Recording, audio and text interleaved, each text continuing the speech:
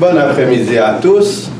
Alors, tel qu'annoncé par WhatsApp et Facebook en particulier, il est vrai, l'annonce n'a pas été faite à l'église, ce qui est une erreur de ma part. Bon, tant pis pour la caméra, mais c'est la vérité, donc tant pis. Fait que, à ce stade-ci, mais on va commencer sans plus tarder. Alors, le sujet qu'on va traiter, ce sont les 4 animaux. Les 2 premiers sujets, on avait traité en grande partie du sabbat. On avait tout d'abord parlé de l'importance du sabbat en janvier.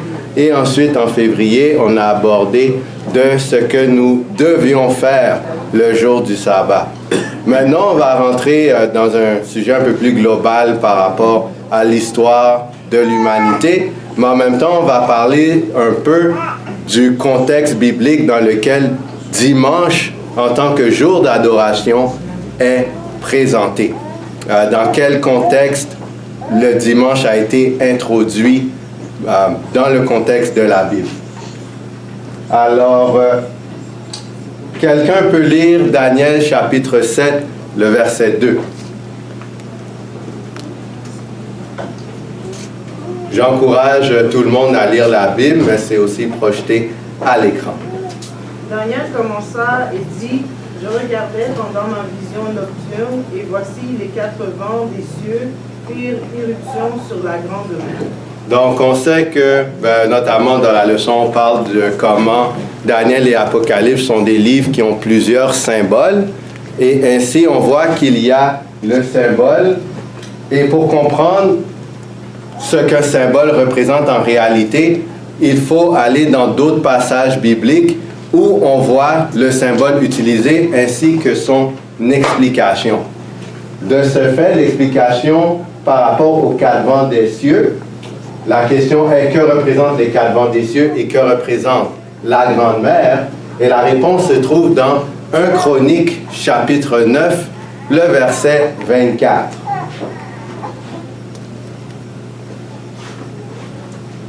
« 1 Chronique, chapitre 9, le verset 24. »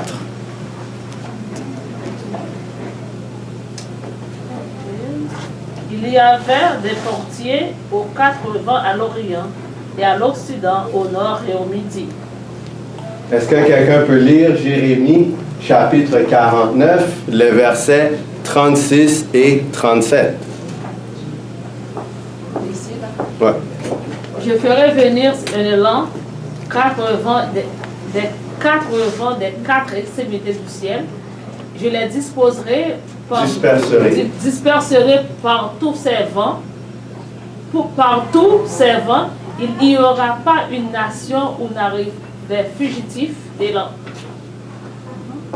Je ferai trembler des habitants d'élan devant leurs ennemis et devant ceux qui en veulent à leur vie. OK. Alors ici, dans le contexte d'Élam ou de Élan, Dieu prédisait que cette tribu ou ce pays, cette nation, serait emmené captif par des mouvements armés.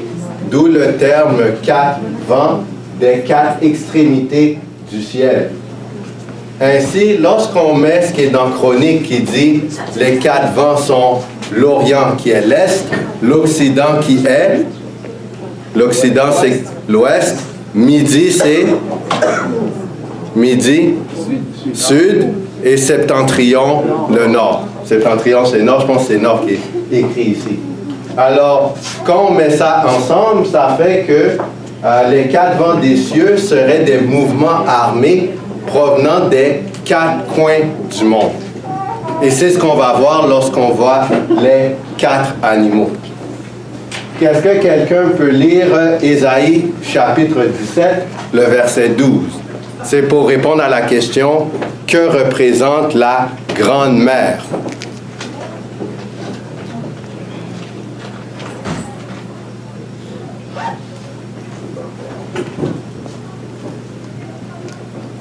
Oh, quelle rumeur des peuples nombreux! Ils mugissent comme mugit la mer. Quel tumulte des nations! Elles grondent comme grondent les eaux puissantes. Alors, on voit que la mer représente une multitude de nations, de peuples et de langues. Or, ce qui est annoncé dans Daniel 7 déjà en partant, c'est de grands mouvements armés qui sont sur le point d'influencer, d'avoir une grande influence sur toute la planète. Daniel chapitre 7, le verset 3. Et 4 grands animaux sortirent de la mer, différents l'un de l'autre. Okay. Alors les 4 grands animaux sont les 4 empires mondiaux qui ont dominé l'un après l'autre. On va voir au verset 23 que le 4e animal, la 4e bête, correspond au 4e empire mondial. Et la diversité des bêtes, bien, c'est la même manière que dans Daniel 2, lorsqu'on voit différents métaux de la statue, on voit qu'il y a 4 grandes sections de la statue, et de la même manière, on voit qu'il y a 4 animaux. Alors, premier animal, deuxième animal, troisième animal et 4e animal. Maintenant, la question est, quel est le premier animal? Qu'est-ce qu'il représente? Et je sais, c'est QEL et non QELLE. Je sais qu'il y a des erreurs d'orthographe et tout. Prenez-moi en pitié. Daniel chapitre 7, le verset 4. Le premier était semblable à un lion et avait des ailes d'aigle. Parfait. Maintenant, la question, que représente le lion dans la Bible?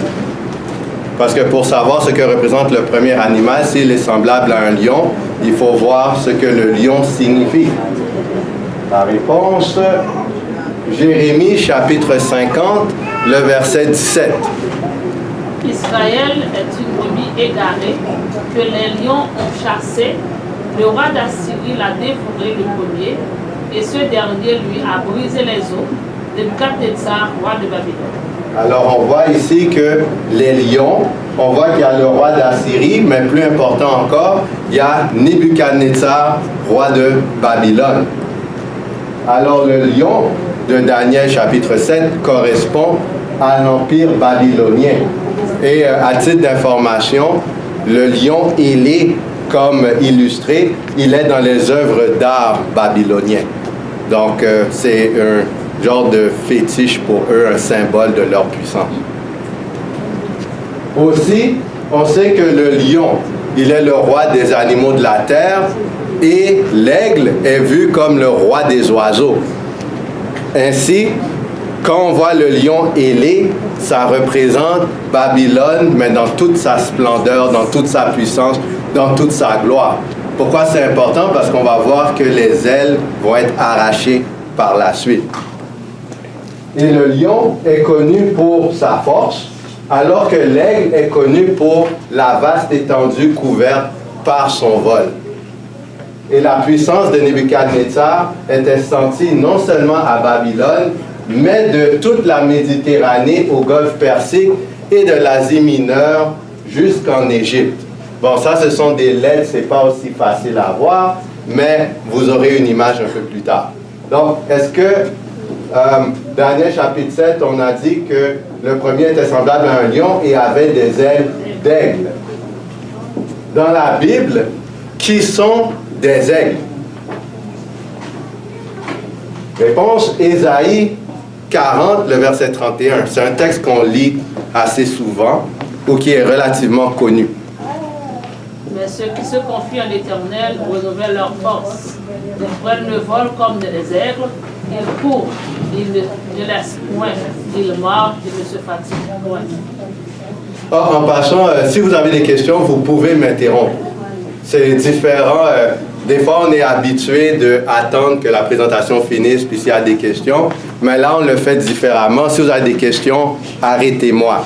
Parce que je sais que lorsqu'on fait une présentation, si une question surgit, la personne qui a la question ne va pas écouter le reste si elle a la question dans sa tête. Comme, c'est humain. Donc, au lieu d'essayer de combattre ça, on est aussi bien de traiter la question. Ça marche? C'est bon. Donc, ne vous gênez pas à m'interrompre, à lever la main ou dire « Jean-Michel, stop ». Puis, on adresse la question tout de suite. Ça vous va? OK. Alors, au temps de Nebuchadnezzar, ce roi, il se confiait au Seigneur. Vous vous rappelez les histoires de Daniel 2, comment il a loué Dieu, Daniel 3, il avait fait une gaffe, mais après il a béni le Dieu de Daniel.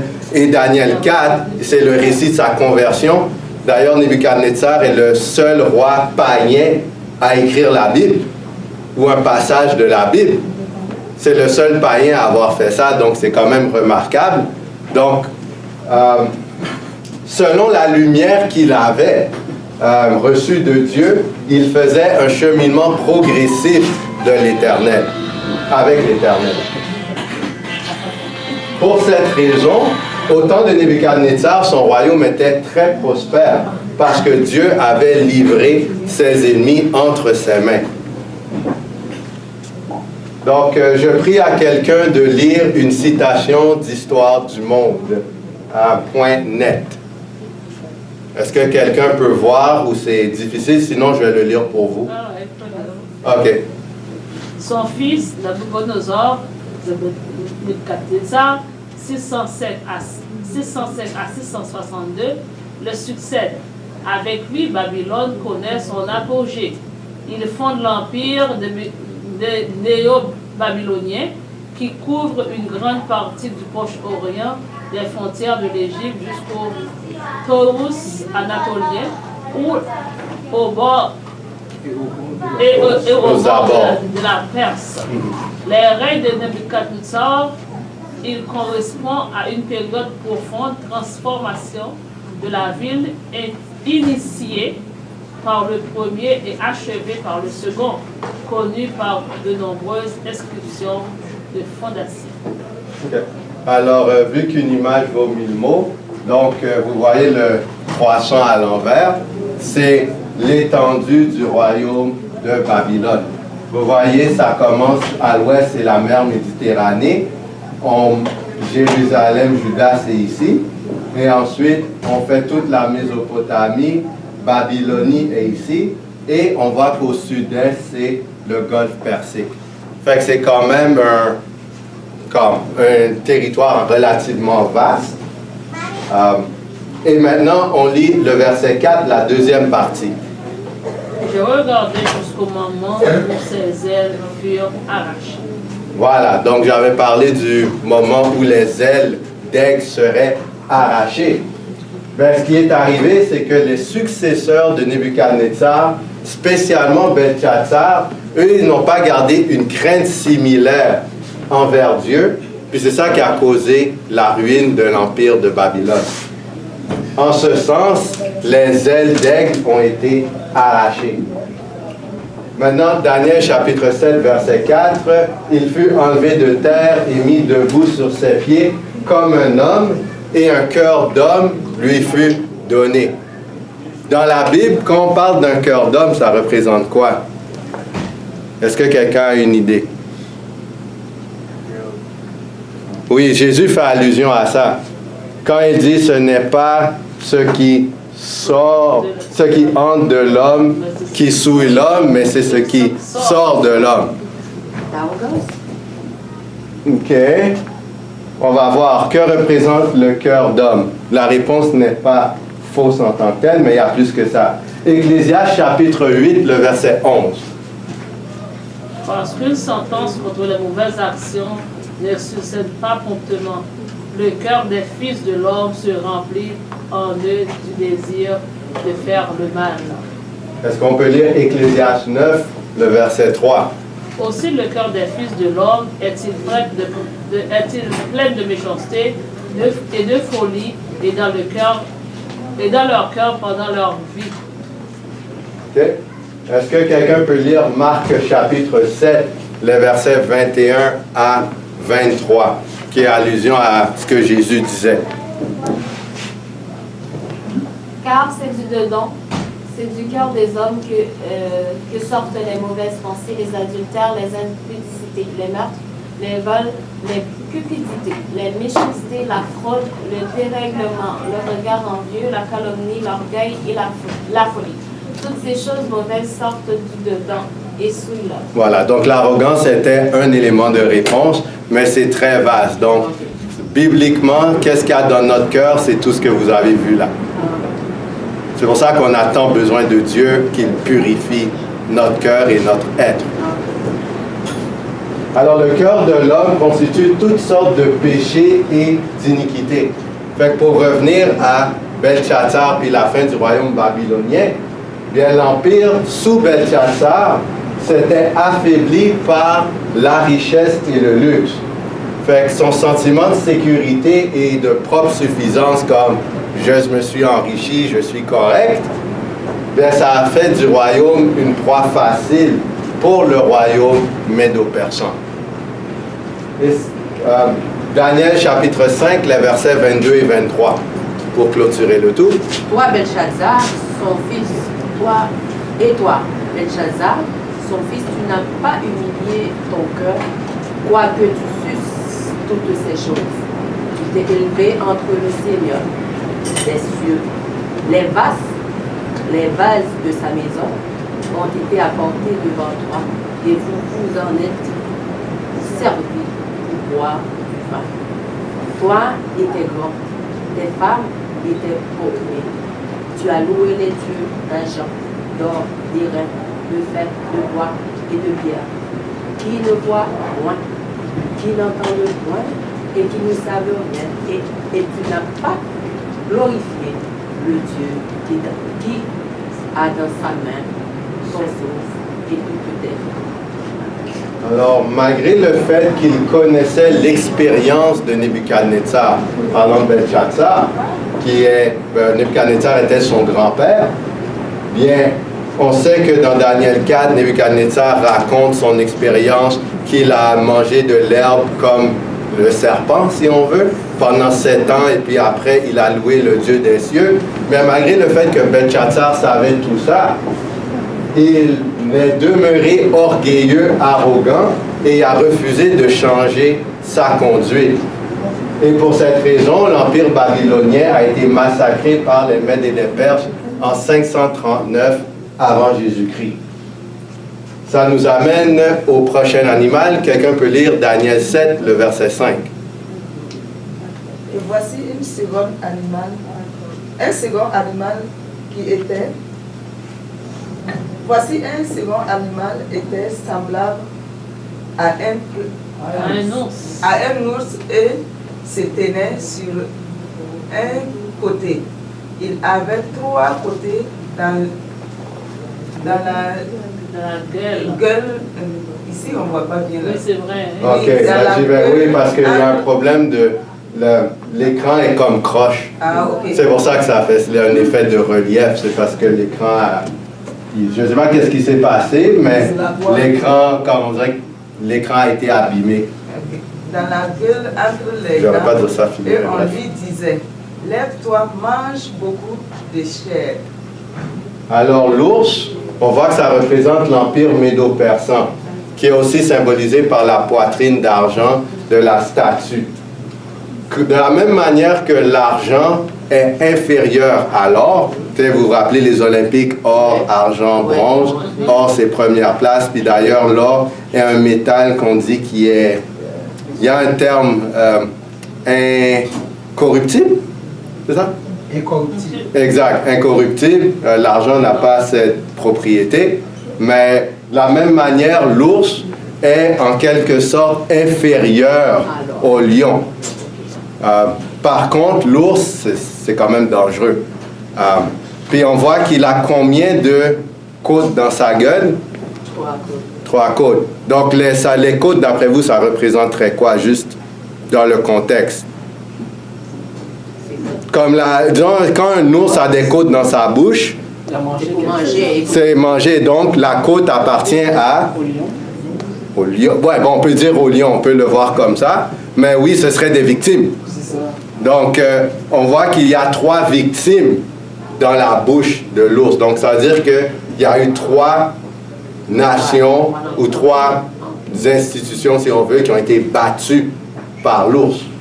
OK. Fait que le royaume était composé de 2 parties, Mèdes et Perses. Mais de ces 2 nations, c'était les Perses qui étaient les plus forts.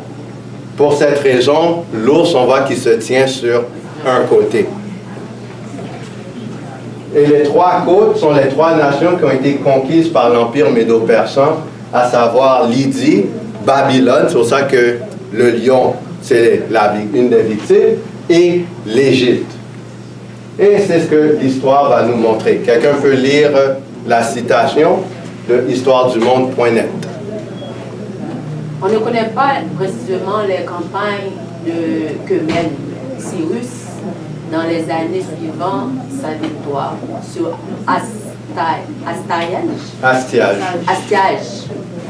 Mais c'est probablement vers 547 que Crésus, roi de Lydie, attaque l'Empire perse, selon Hérodote. La contre-attaque de l'armée perse ne se fait pas attendre. Lorsque Cyrus arrive en Cappadoce, il propose à Crésus de devenir satrape de Lydie, autrement dit, d'accepter la domination perse, mais celui-ci refuse. Contre toute attente, Cyrus lance son offensive en plein hiver, après de nombreuses batailles. Il finit par forcer Crésus à se réfugier dans sa citadelle de Sardes. Au 14e jour du siège, la ville tombe probablement en 546. OK. Je vais continuer. Le royaume néo-babylonien de Nabonide est le second grand rival de l'Empire perse constitué par Cyrus. De fait, les hostilités avec Babylone ont certainement commencé au cours des années 540. À la fin de cette décennie, la guerre ouverte éclate. Bénéficiant du soutien d'Ukbaru, gouverneur babylonien du pays de Gutium, l'armée de Cyrus remporte une première victoire à Opis, c'est le 10 octobre 539. Puis à Sippar, et enfin il assiège Babylone, où s'est retranchée l'armée du roi Nabonide. La ville est puissamment fortifiée et dispose de suffisamment de réserves pour soutenir un long siège. Les Perses détournent alors le cours de l'Euphrate pour permettre à une petite troupe sous la conduite d'Ukbaru de s'emparer des citadelles, alors que les Babyloniens célèbrent une grande fête religieuse. La grande fête religieuse, ça vous fait penser à quoi? Oui. Qu'est-ce que Belshazzar avait fait? Il a vu dans les de... Exact. Donc, ça montre à quel point l'histoire corrobore à ce que la Bible dit. Parce que la Bible avait prédit que Cyrus allait détourner l'Euphrate, que les Perses allaient faire ça pour prendre l'Empire. Alors, la Bible est un livre authentique, parce que l'histoire note les histoires de la Bible. OK. Continuons. J'y vais. 4 jours plus tard, le 12 octobre 539, Cyrus fait son entrée dans la ville. Là encore, Nabonide est épargné. Un autre exemple. Vous vous rappelez que Belshazzar avait promis la 3e place à celui qui donnerait l'explication du songe, n'est-ce pas? Oui. Mais si Belshazzar est roi, ne devrait-il pas donner la 2e place? La raison, c'est que la première place était Nabonide aussi. Parce qu'il y avait 2 rois à cette période. C'est pour ça qu'on ne voit pas Belshazzar ici. Mais Nabonide, lui, pour une raison ou pour une autre, on voit qu'on a sauvé sa vie. Mais c'était lui, disons, la première ou la 2e place, interchangeable. C'est pour ça que Daniel on était offert la 3e place.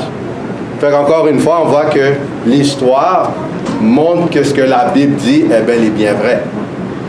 C'est clair pour tout? Oui. Dans la bataille à Opis, c'est Nabonide qui allait à la guerre contre les... Nabonide, parce qu'il y avait 2 rois, c'est comme un co-règne. Fait que Nabonide, je ne sais pas exactement où il était par rapport à Belshazzar. Ce que je sais, c'est que pour une raison ou pour une autre, Dieu a épargné Nabonide, il n'a pas fait qu'il meure là. Peut-être que Dieu voulait encore travailler avec lui ou quelque chose comme ça. Mais dans le cas de Belshazzar, lui, il avait péché contre le Saint-Esprit, c'est pour ça qu'il est mort Dieu a fait qu'il meure on the spot. Mais les deux étaient en guerre. Je veux dire, les Perses sont venus pour conquérir, donc les deux se battent.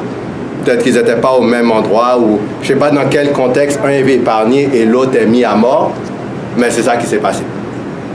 C'est bon? OK. Oh, j'ai oublié une deuxième partie. En 522 avant Jésus-Christ, à la mort de Cambyse II, au retour de la conquête de l'Égypte. Donc on voit que l'Égypte était bel et bien battue par l'Empire perse aussi.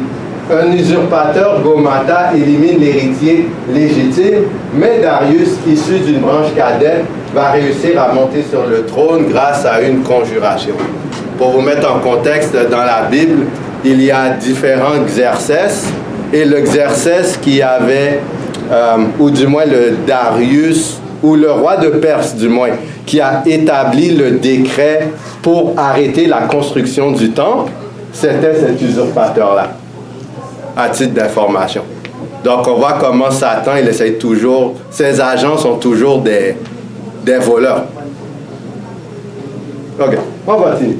Fait que ici, c'est l'Empire perse. Si on compare, comparé à Babylone, c'est beaucoup plus gros.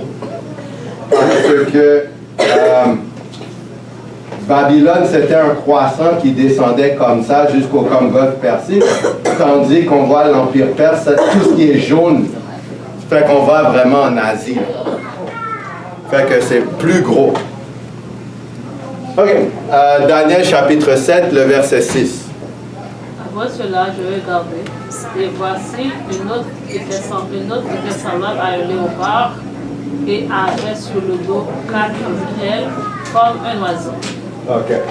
Maintenant, on retourne à la Bible pour répondre à la question suivante. Que représente le léopard dans la Bible? Réponse, Habakkuk chapitre 1, le verset 8. Ses chevaux sont plus rapides que les léopards. Exact. Alors, le texte d'Habakkuk, ça décrivait la vitesse de la future conquête chaldéenne. Alors, même la Bible reconnaît et décrit les léopards comme étant des animaux rapides. Fait que les 4 ailes d'oiseau qui dénotent aussi la vitesse, bien le troisième animal est donc apparu très, très rapidement. Le pouvoir qui a succédé l'Empire perse, c'est le royaume de Javan, qui est aussi appelé l'Empire grec. Cet empire a pris naissance en 336 par le conquérant fameux Alexandre le Grand. Il a été capable de prendre possession du plus grand empire que le monde n'ait jamais connu jusque-là, en seulement 10 ans, même moins que 10 ans.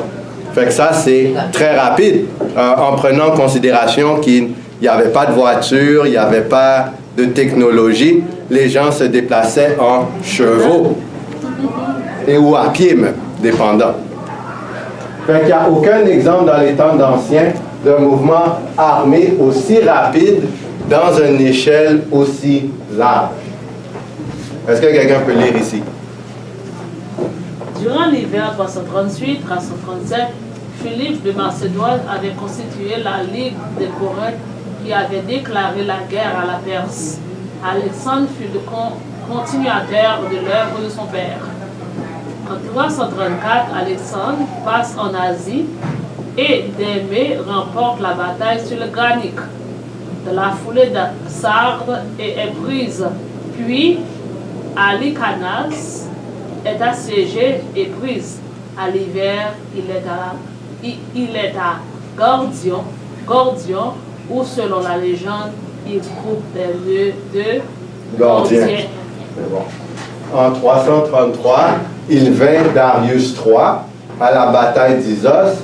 En 332, il conquiert la Phénicie et assiège Tyr. À l'automne, il entre en Égypte. En 331, il fonde Alexandrie d'Égypte. Le 1er octobre, il remporte la bataille de Gaugamélech pour ensuite entrer en vainqueur à Babylone et à Suse. En 330, la Médie et le pays de Parthe sont conquis. Courant juillet, Darius est assassiné. En 329, il traverse le Caucase indien et parvient en Bactriane, puis passant le fleuve Amu Daria, il poursuit en Sogdiane. En 328, il épouse Roxane. En 327, il continue son trajet vers l'Inde, mais à l'automne, en 326, les troupes se révoltent lorsqu'il souhaite traverser le fleuve d'Idas. Il fait ériger 12 autels marquant le point extrême de sa progression à l'est. En 324, il est de retour à Suse et à Babylone au printemps. Et en 323, c'est là qu'il meurt subitement des conséquences de mal qui pourrait avoir été une forme de paludisme, probablement aggravée par l'épuisement. Parce que conquérir pendant 10 ans, ben, t'es intempérant, puis comme tu conquis le monde, mais ton corps te compte. C'est un peu ça. Fait que finalement, mais ça donne comment il a commencé ici. Il fait le tour, on dirait qu'il a tourné sa tête, il a vu Africa, puis là il est allé là, il va en Égypte, il revient, et ensuite il continue vers l'est, il passe, il fait le trajet comme ça, il continue, il fait un rond-point. J'estime que c'est ici qu'il aurait mis les 12 autels pour montrer l'extrémité est.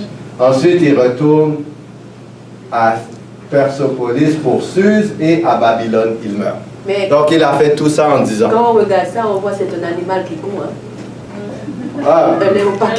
c'est bien dit, oui. On voit la vitesse, parce que ça, il fait ça en 10 ans, là. Comme là, on parle de l'ouest de la Méditerranée ou le centre de la Méditerranée, la Macédoine, et il va quasiment en Inde, à pied. Puis c'est pas comme il marche puis il fait rien. Il va conquérir, donc il va se battre. Fait qu'il victoire sur victoire sur victoire sur victoire. Va en Afrique, retourne. C'est quand même... on peut comprendre comment il aurait été épuisé. Quand tu dis à pied, c'est pas à pied, ben, en cheval. Ben, quand même. Ça veut dire c'est quand même dur pour le corps, là. C'est pas en avion, là. Les fesses, là, les fesses vont postérité. Ouais. Puis lui, il fait le tour et tout. C'est quand même... Ça fait combien de kilomètres à peu près Je sais pas, est-ce que quelqu'un pourrait répondre? En fait, on peut faire une recherche Internet. Faites la distance entre Macédoine et l'Inde. Oh, c'est beaucoup. Dites-moi le nombre de kilomètres. Mais c'est si on fait un impact. Ouais, c'est ça, lui a fait un détour. C'est vrai, lui a fait un détour en Afrique en plus. Puis il est remonté, puis... Tu sais, c'était des guerres. C'est pas comme si, je viens, je m'assois, je mange des coconuts, là. Je viens, je me bats, je gagne, je repars me battre. Mais il a trouvé le temps de se marier. Mais je ne sais pas pourquoi, hein. Dans tout ça, ça fait partie de l'histoire aussi, il a trouvé le temps de se marier. Mais bon, il est devenu veuve, il a laissé une veuve rapidement. Oui. C'est distance entre Macédoine et l'Inde. Ah ben en fait, je vais donner le micro. Est-ce que ça a dit comme chiffre? Ben, je pense que oui. À vol d'oiseau, approximativement, c'est ce que l'Internet dit, 5807 km,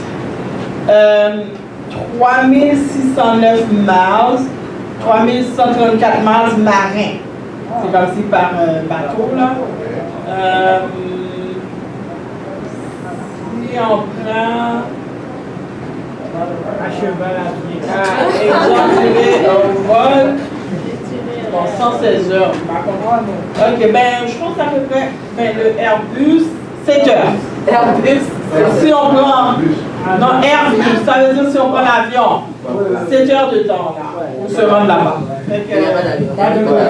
Ouais, cheval à pied. On veut voir le temps réel. Et qu'est-ce qu'il avait fait? Fait que, il était zélé, mais pas pour une bonne cause, malheureusement.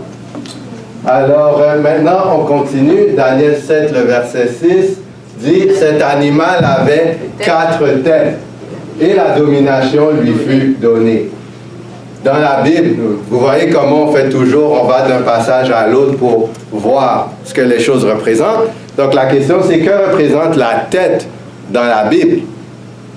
Quelqu'un a une idée? Oui. C'est Le roi comme la personne qui est... OK. Maintenant, est-ce que quelqu'un peut me donner un texte qui l'indique? Daniel. La vision de Nebuchadnezzar, c'est la sagesse. Ils sont de la bête, il y avait... Oui, mais il y a d'autres parties du corps. Mais dans la Bible, Oui, oui. en tout cas, dans l'Apocalypse, il dit la tête, c'est les rois. Ah, bonne réponse. J'y arrive justement, mais c'est une bonne réponse. C'est la bonne réponse en fait. Oui, c'est ça. Non, c'est la bonne réponse. Je n'ai pas le même texte, mais le texte est valide. Donc, c'est une bonne réponse. Les têtes sont des rois, oui. Les 8 têtes sont aussi, les 7 têtes sont aussi 7 rois. Et il y a un 8e roi qui va venir. Mais ça, c'est une autre étude. Mais oui, c'est une bonne réponse. Mais le texte que j'avais en tête, c'est Genèse 49, le 41, verset 33. Qui dit ceci. Ça, c'est Joseph, après qu'il explique la vision au Pharaon. Il dit maintenant, 41, verset 33. Maintenant que Pharaon choisisse un homme intelligent et sage et qu'il le mette à la tête du pays d'Égypte. Donc, la tête, c'est celui qui dirige. Donc, celui qui a la tête est celui qui dirige le pays ou le royaume. Alors, les 4 têtes, ça représente les 4 généraux qui ont dirigé l'Empire grec après la mort soudaine d'Alexandre le Grand. En effet, il y avait 4 personnes qui dirigeaient le royaume de Javan. Javan veut dire Grèce. Il y a Cassandre, Lysimach, Séleucos et Ptolémée. Voici une citation. Est-ce que quelqu'un peut la lire? Les diagones sont les généraux d'Alexandre qui se partagèrent sa succession. Antigone, le Borgne, ancêtre d'Antigonide, Ptolémée, Lagos, où Soter, ancêtre de Séleucos, ancêtre de Séleucide. Les différentes composantes de l'Empire Alexandre pour leur partie occidentale ne seront plus réunies sous la même puissance pendant 2 siècles jusqu'à l'Empire romain. Voilà. Alors maintenant, on voit l'Empire grec, à quoi ça a ressemblé après la mort d'Alexandre le Grand. On voit les 2 territoires les plus grands. Il y a Séleucos qui est au nord, et il y a Ptolémée qui est au sud. C'est pour ça que si vous lisez Daniel 11, vous allez voir une description du roi du nord et du roi du sud. Bien, c'est parce que la partie nord correspond au territoire de Séleucos et le sud correspond au territoire de Ptolémée, donc en grande partie de l'Afrique. Okay? Donc, gardez ça en tête si jamais vous étudiez Daniel 11, quand on parle roi du nord, roi du sud. En termes territoriaux, on fait référence à Séleucos et Ptolémée. Ouais. Séleucos. Bon, peu importe. Depuis, on va comprendre. Donc, Daniel chapitre 7, le verset 7 maintenant. Après cela, je regardais pendant les visions nocturnes. Et voici, il y avait un 4e animal terrible, épouvantable et extraordinairement fort. Il avait de grandes dents de fer, il mangeait, brisait et foulait aux pieds ce qu'il restait. Il était différent de tous les animaux précédents. Il avait 10 cornes. Voilà.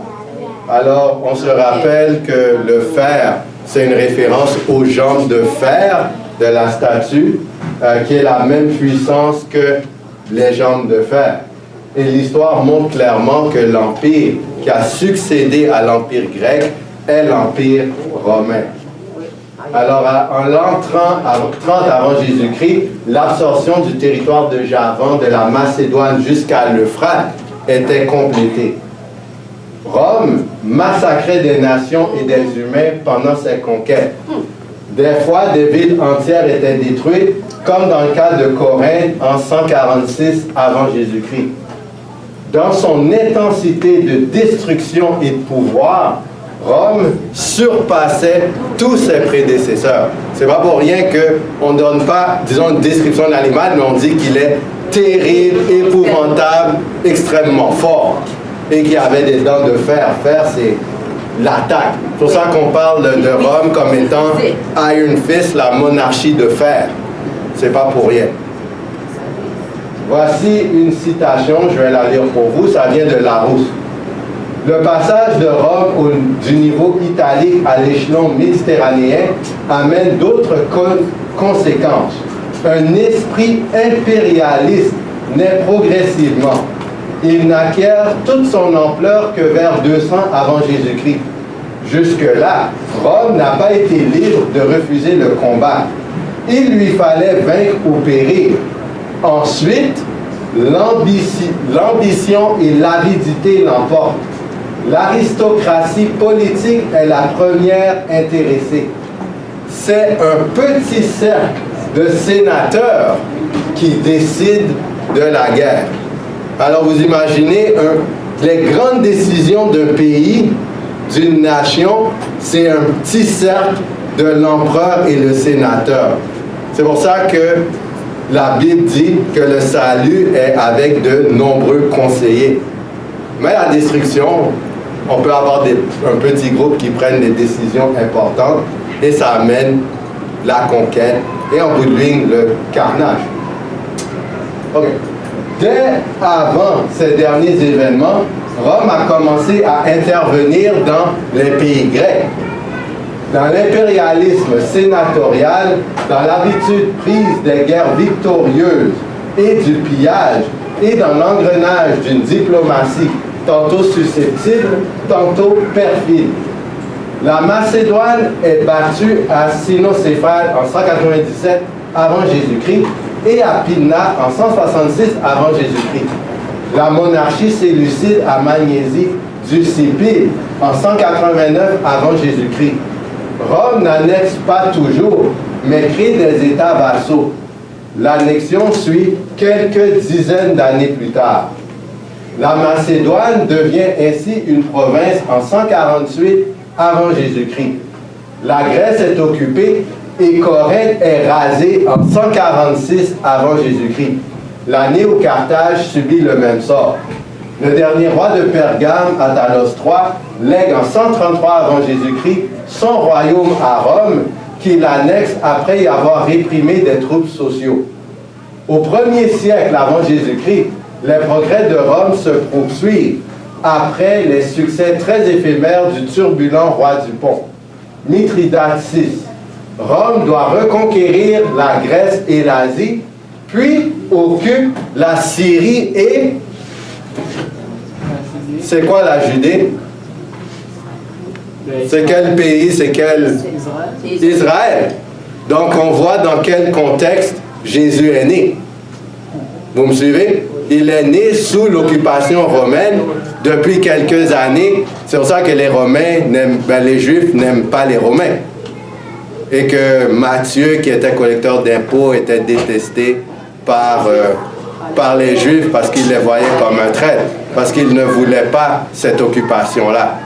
Encore une fois, l'histoire vient corroborer avec ce que la Bible présente comme histoire. Vous me suivez?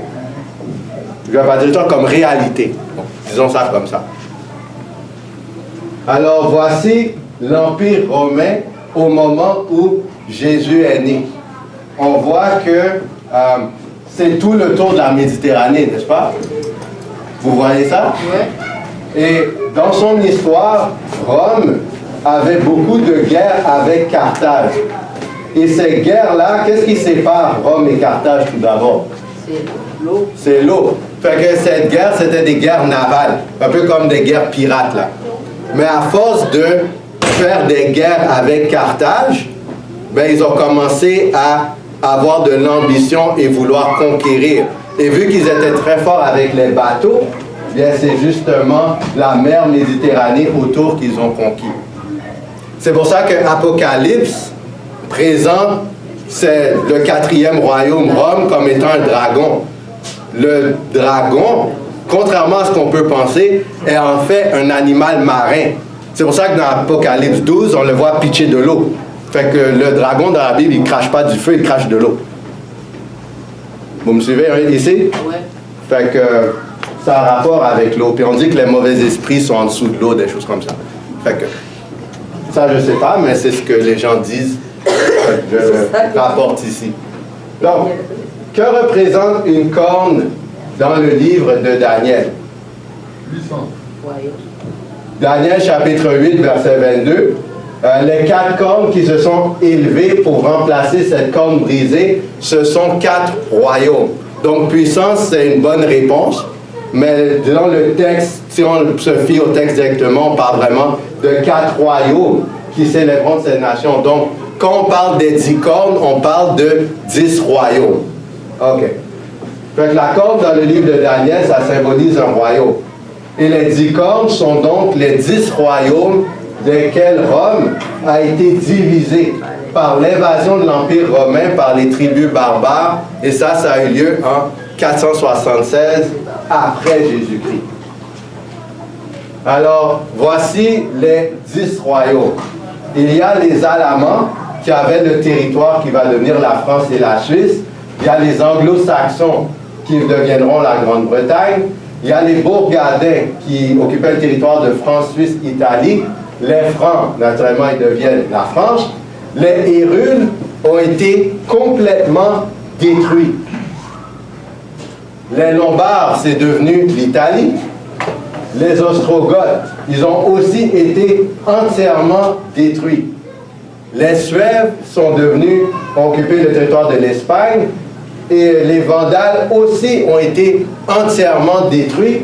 Et finalement, les Visigoths, ils ont également occupé le territoire qui est connu sous l'Espagne aujourd'hui. Alors, essentiellement, quand on met ça ensemble, on a les grandes nations de l'Europe, en grosso modo.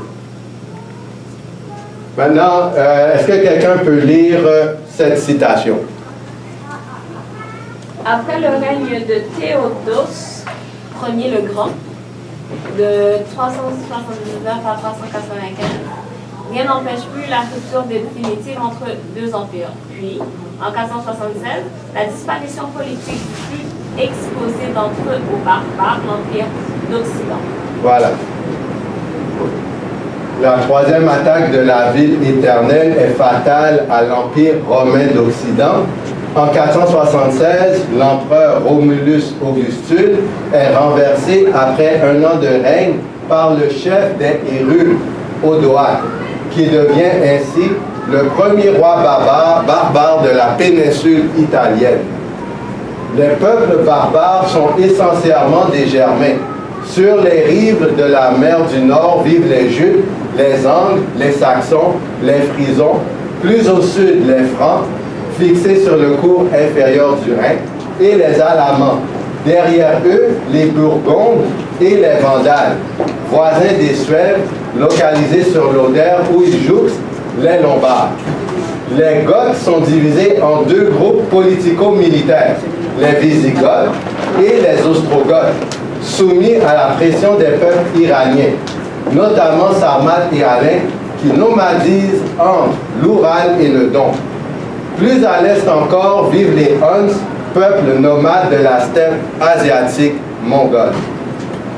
Dans la péninsule italienne, Théodoric le Grand, roi des Ostrogoths, destitue Odoac, choisit Ravenne pour capitale et se pose en héritier de l'Empire romain d'Occident. La Gaule est pour sa part aux mains des Francs, unifiée par le roi Clovis. Dans la péninsule ibérique, les Visigoths installent un royaume puissant, avec pour capitale Tolède. Quant à la Grande-Bretagne, les Anglo-Saxons effacent les traces de la colonisation romaine et fondent l'Heptarchie. Donc ça, c'était beaucoup de textes, mais l'image est un peu plus facile à digérer. Donc ça, c'est les 10 tribus qui sortent de l'Empire romain une fois qu'il y a eu la division.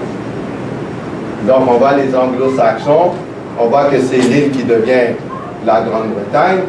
Il y a les Francs, les Alamans, les Hérules ici, les Lombards qui deviendront l'Italie, donc Justine qui vont migrer, les Vandales qui vont cesser d'exister. Voilà. OK. Fait qu'un bref récapitulatif pour clôturer, du moins cette portion. Le lion ailé, c'est Babylone. L'ours qui a 3 côtes dans sa gueule, c'est l'Empire Médo-Perse. Le léopard qui a 4 têtes, c'est la Grèce.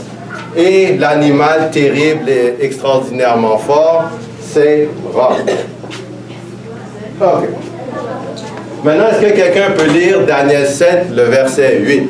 On entame la seconde partie qui va nous amener un peu à l'histoire de la Bible par rapport à dimanche, comme jour d'adoration. OK. Je considérais les cornes, et voici une autre petite corne sortie du milieu d'elle, et je vois les premières cornes de caractère devant cette corne. Okay. Voici, elle avait des yeux comme des yeux d'homme et une bouche qui parlait avec arôme. Parfait. Alors, la première question qu'on doit se poser, c'est que représentent les 10 cornes et que représente la petite corne sortant du milieu d'elle.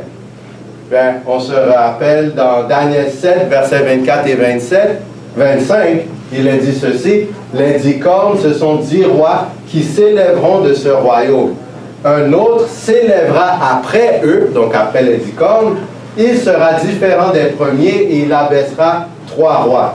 Il prononcera des paroles contre le Très-Haut, il opprimera les saints du Très-Haut et il espérera. Donc ça ne veut pas dire qu'il va réussir, mais il va espérer changer les temps et la loi. Nous venons de voir que le terme corne dans le livre de Daniel est employé pour représenter des rois ou bien des royaumes, où on a aussi dit que ça représente des puissances. Aussi, le mot corne, ça vient du terme hébreu keren qui signifie justement puissance ou force. Or, ce royaume, parce que c'était une petite corne qui s'agrandit, ça veut dire que ça avait une faible puissance au début, et ensuite, ça aurait grandement augmenté en force. Vous me suivez? Parce que c'est une petite corne qui s'agrandit beaucoup.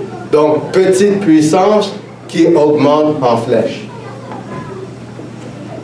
Après la division du royaume de Rome en 476, il y a un autre royaume qui a pris naissance. Ce royaume aurait détruit 3 autres royaumes, 3 autres cornes. Et justement, l'histoire, comme on l'a vu, ça confirme qu'il y a 3 peuples qui ont cessé d'exister, peu après l'an 476. Il y a les Hérudes, les Ostrogoths et les Vandales. Tous ces royaumes n'existent plus. Maintenant, la question qu'il faut se poser, c'est en regardant l'histoire, c'est quelle est la puissance qui a anéanti ces 3 royaumes-là? Puis là, on a notre réponse. Vous me suivez? Il n'y a pas de question à date. Comme vous pouvez m'interrompre, il n'y a pas de problème. OK, je continue. Quelle est la puissance qui prononce des paroles contre le Très-Haut et qui veut changer sa loi? Quelle est la puissance qui a opprimé les saints? Alors, on va commencer avec les Hérules. Est-ce que quelqu'un peut lire? Les Hérules étaient un peuple germanique de l'époque des Révanais. Ils paraissaient au IIIe siècle et disparaissaient au VIe siècle. Le royaume d'Albien fut détruit par les Lombards qui avaient été leurs vassaux. Les uns furent incorporés à la nation victorieuse, les autres furent cantonnés dans l'empire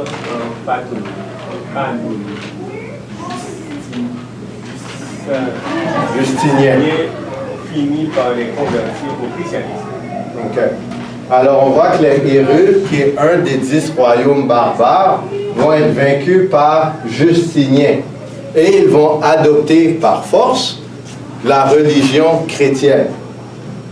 Prochaine citation, je m'en occupe. Attaché à l'arianisme, les Vandales ont avec l'Église catholique de très mauvais rapports. Lorsque Hildéric, favorable au catholicisme, est détrôné par Gélimère, Justinien y trouve le prétexte d'une intervention. Le Byzantin Bélisaire débarque en 533, il va battre les Vandales et va détruire leur État. Puis ils sont battus.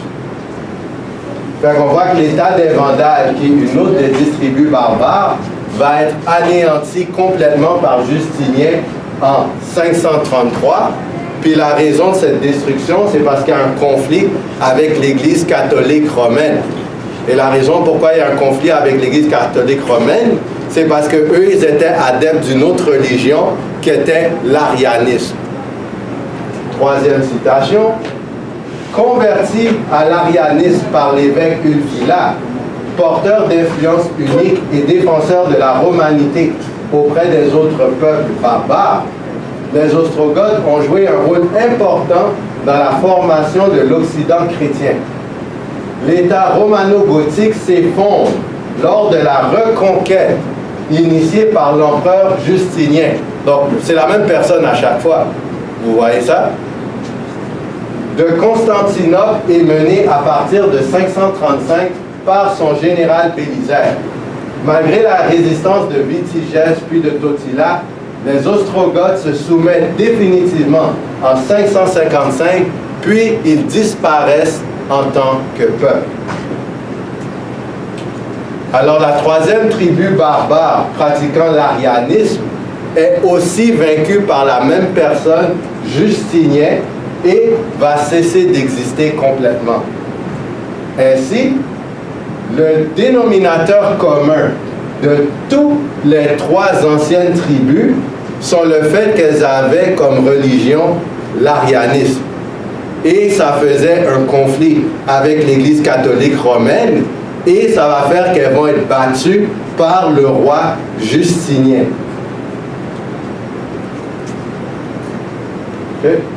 En ce sens, le royaume de l'Église catholique, parce que pour vous mettre en contexte, Justinien était le successeur du roi Clovis. Et Clovis, qui était le roi de Franc, à la période des tribus barbares, s'était converti à la religion catholique.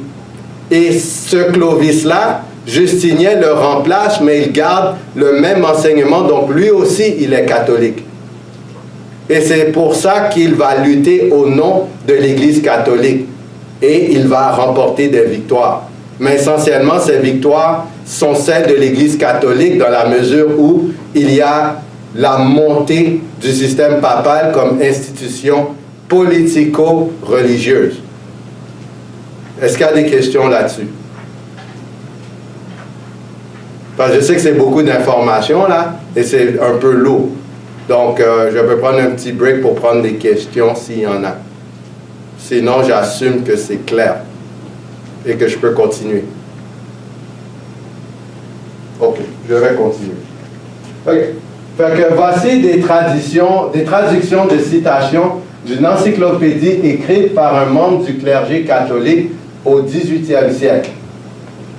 Le pape est d'une dignité tellement grande qu'il est tellement exalté qu'il n'est pas un simple homme, mais comme s'il était Dieu et le vicaire de Dieu.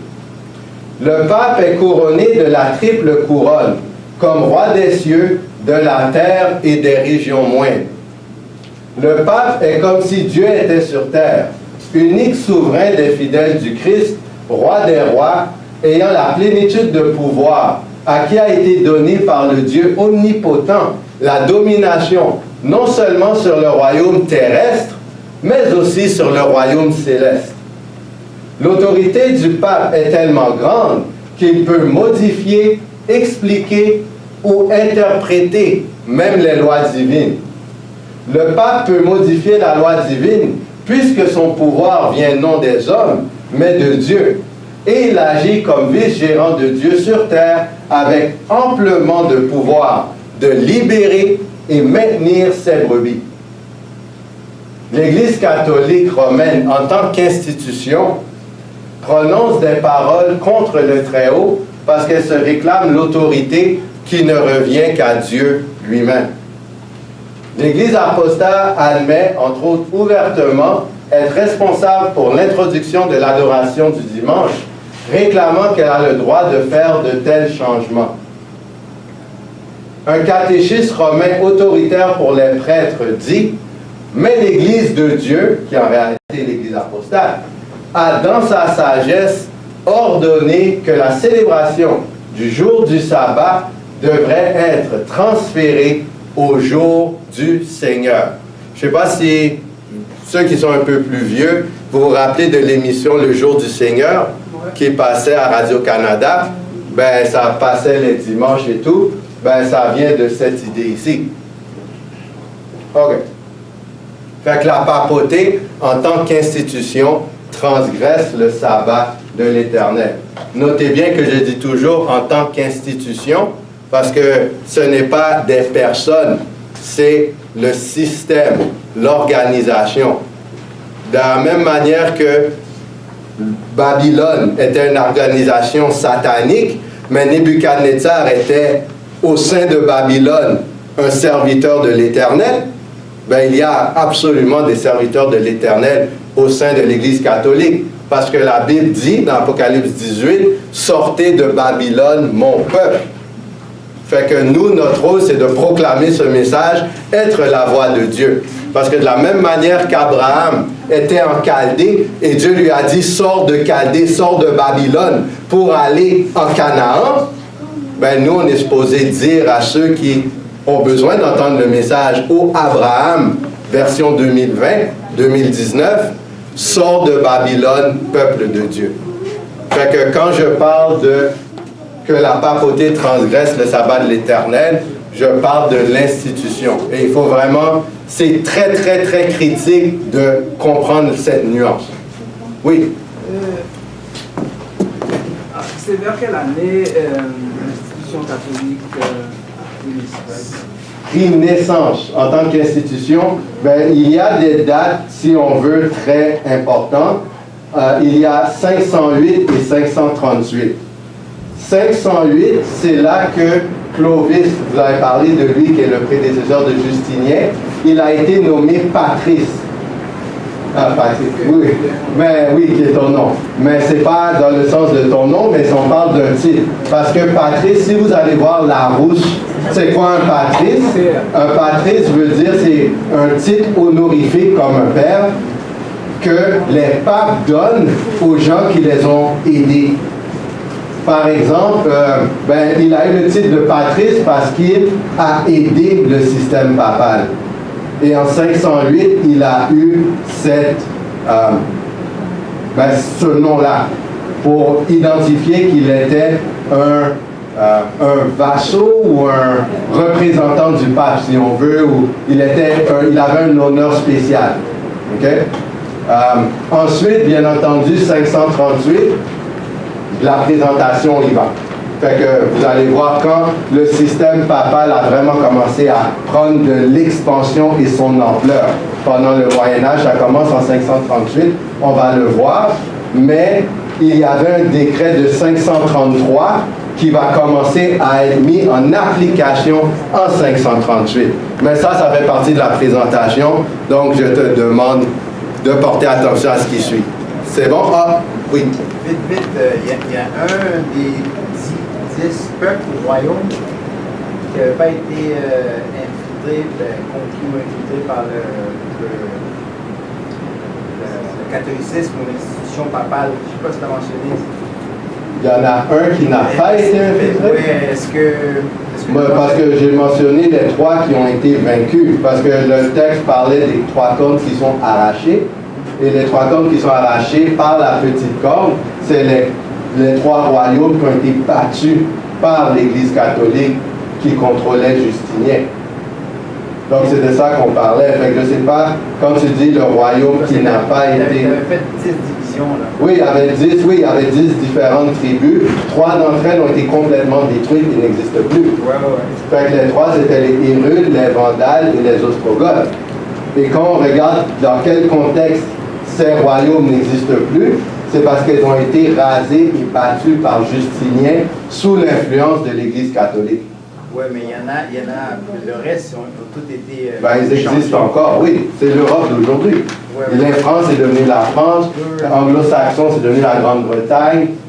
Si je ne m'abuse, il y avait l'Italie lombarde, c'est devenu l'Italie. Ouais. Donc, c'est pour la raison pour laquelle je demandais ça. J'avais fait une étude et puis c'était relié à l'islam. Grosso modo, ces groupes-là étaient vaincus au nom de l'Église, au nom la papauté. La catholicisme était rentré comme ça, par la victoire. Mais il y en avait une, je crois, qui ne pouvait pas être vaincue. Mais par contre, étant donné qu'ils ne pouvaient pas les influencer par le catholicisme, il y a eu une infiltration interne. Parce que c'est lié à l'islam. Okay. Ben, en fait, par rapport à l'islam, il faudrait faire une étude sur les trompettes, parce que c'est là qu'on voit l'islam étant présenté en tant que religion.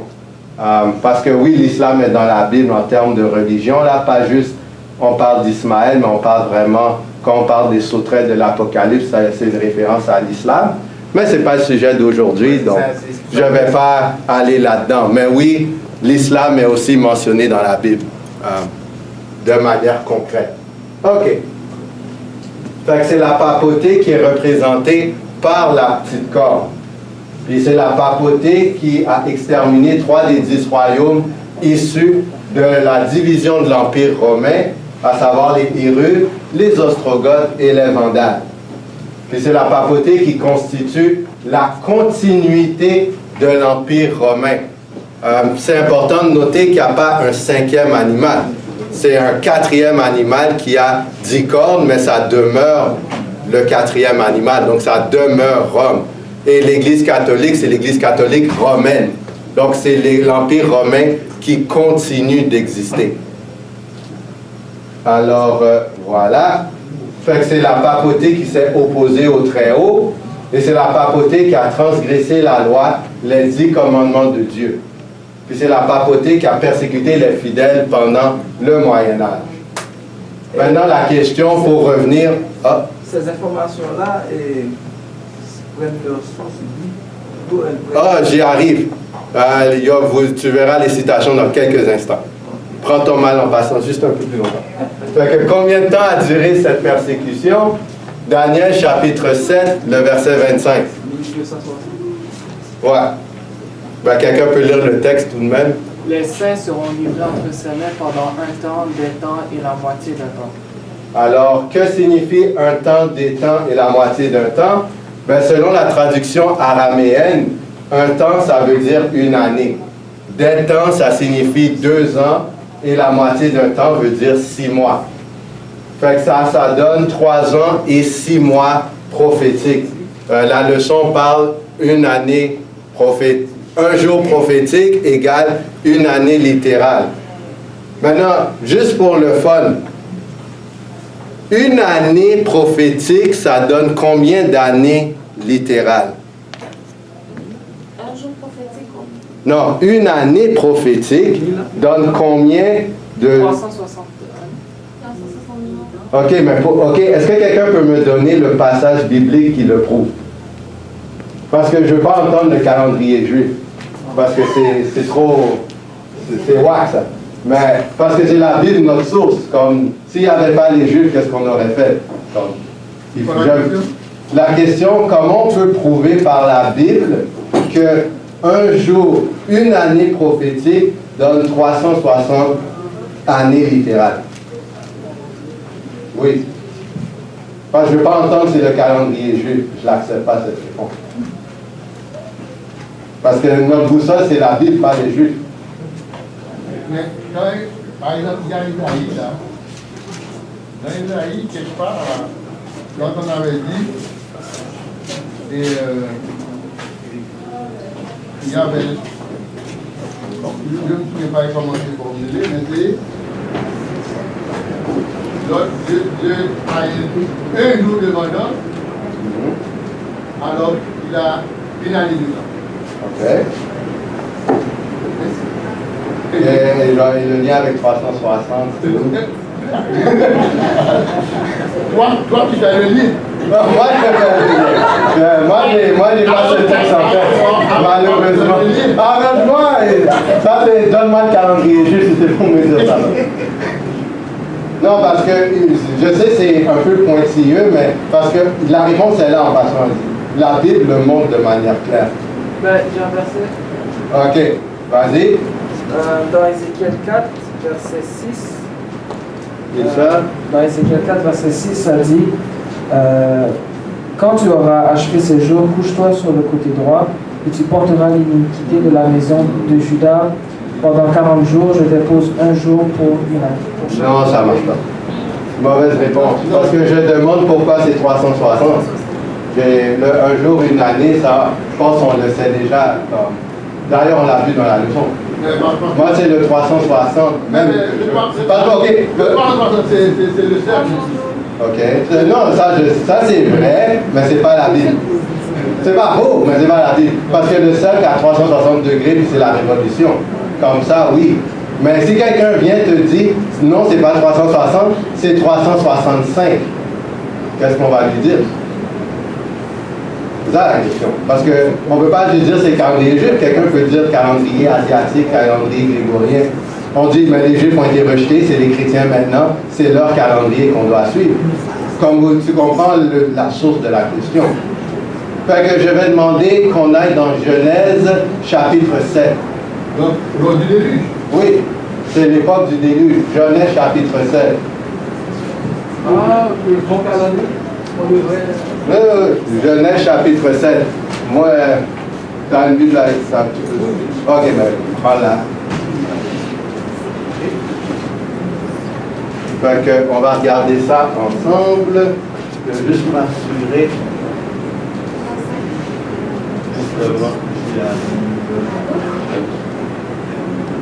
Ok.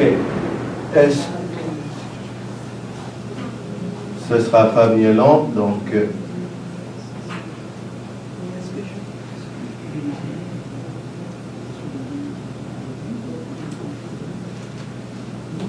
Désolé du petit... Ok.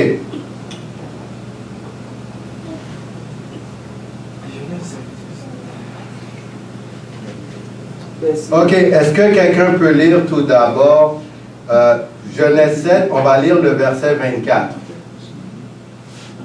Les eaux furent grosses sur la terre pendant 150 jours. Ok. Alors les eaux ont été grosses sur la terre pendant combien de temps? 150 jours. Donc gardez ça en tête. Maintenant, on va chercher le moment où l'eau a commencé à tomber. Parce qu'on sait que les eaux ont été grosses pendant 150 jours. Fait qu'il faut retourner pour voir quand ça commence. Verset 11. Ok, peux-tu y aller? L'an 600 de la vie de Noé, le second mois, le 17e jour du mois, en ce jour-là, toutes les eaux, c'est ça? Oui. Donc, voilà. Du grand abîme jaillit. Voilà. Donc, c'est excellent. Donc, c'est quoi? Second mois, le 17e jour du mois. Vous regardez ça? Maintenant, est-ce que quelqu'un peut lire Genèse 8, le verset 3 et 4? Les eaux se retirèrent du dessus de la terre, s'en allant et s'éloignant. Et les eaux diminuèrent au bout de 150 jours. Donc on revoit, après 150 jours, ça commence à diminuer. Et ensuite? Le 7e mois le 17e jour du mois, l'âge s'arrêta sur les montagnes d'Ararat. Maintenant, disons, deuxièmement, ça devient vague. Disons, 17 février, on a 150 jours à partir du 17 février et on a abouti au 17 juillet. Vous me suivez? Oui. Mais c'est jour pour jour. Est-ce qu'avec notre calendrier, si on fait 150 jours, on arriverait au 17 juillet? 150 pour monter, 150 pour descendre. Non, c'était 150 où les eaux étaient grosses. Au bout des 150, ça diminue. Tu me suis? Parce que les eaux commencent à descendre à partir du second mois, 17e jour du mois, le déluge, l'eau commence à être gros. Et au bout des 150, c'est pour ça qu'on a les dates spécifiques. Maintenant, l'eau descend et l'arche va être sur une montagne. Ça veut dire que ça a diminué. Parce qu'on dit que l'arche est déposée sur les montagnes d'Ararat. Donc, ça indique que pour avoir le 150 jours, il faut que la séparation des mois soit exacte.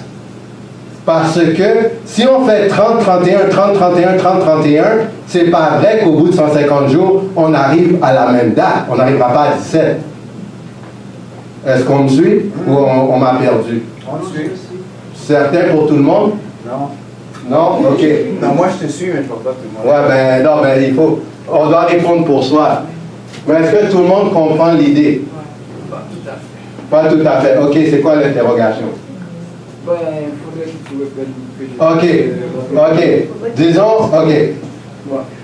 On commence la première date, disons c'est le 17 février. De 17 février, il y a une période de 150 jours. Tu me suis ici. Au bout du 17, le bout de ces 150 jours, tu aboutis exactement au 17 juillet. Ça fait 150. Mais avec notre calendrier, parce que le nombre de mois, il change, le nombre de jours par mois change, tu n'arriveras pas à ça. Fait que pour que tu arrives à la même date jour pour jour, il faut que le nombre de mois soit égal à chaque fois. Le nombre de jours soit égal à chaque fois. Aujourd'hui, c'est parce que possiblement avec le déluge, la planète aurait été désaxée. Parce que, comme mon père a dit, c'est 360, c'est le cercle. Et la planète prenait 360 jours pour faire le tour autour du Soleil comme un cercle. Mais la Bible dit dans Ésaïe que la terre chancelle comme un homme ivre, son péché pèse sur elle. Fait que si elle chancelle comme un homme ivre, ça veut dire que tu es hors de ta ligne, tu es hors de ton axe. Fait que, essentiellement, le péché est tellement grave que ça désaxe notre planète. Mais il me semblait que la science dit que la Terre est parfaite dans son axe. Si elle se déplace... La Bible dit autre chose. Si la Bible dit que la Terre chancelle comme un homme ivre, je vais te trouver ça par Bible Gateway. Mais si tu fais une recherche chancelle ivre, tu vas voir, il y a le passage qui dit la terre chancelle comme un homme ivre, son péché pèse sur elle. Fait que la science et la Bible, des fois, sont en désaccord, mais c'est la Bible qui a raison. Parce qu'on voit qu'aujourd'hui, c'est 365 jours la révolution de la Terre. 365 et un quart d'ailleurs. Il y a les années bissextiles. Donc, voilà. Fait que la réponse est justement ici. Fait qu'au temps biblique, il y avait vraiment 360 jours pour faire un an, 12 mois de 30 jours, tout simplement. Fait que la base de la croyance n'est pas le calendrier juif, c'est la Bible. La Bible a vraiment une réponse à tout. D'ailleurs, le calendrier juif est basé sur le calcul venant de Noé. Ils ne sont pas venus comme ça par accident. C'est parce que la Bible le mentionne vraiment, c'est de là qu'ils l'ont pris, eux.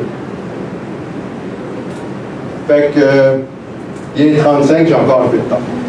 OK, parce que tu devais voir les citations. Fait que, on se rappelle les règles de base maintenant.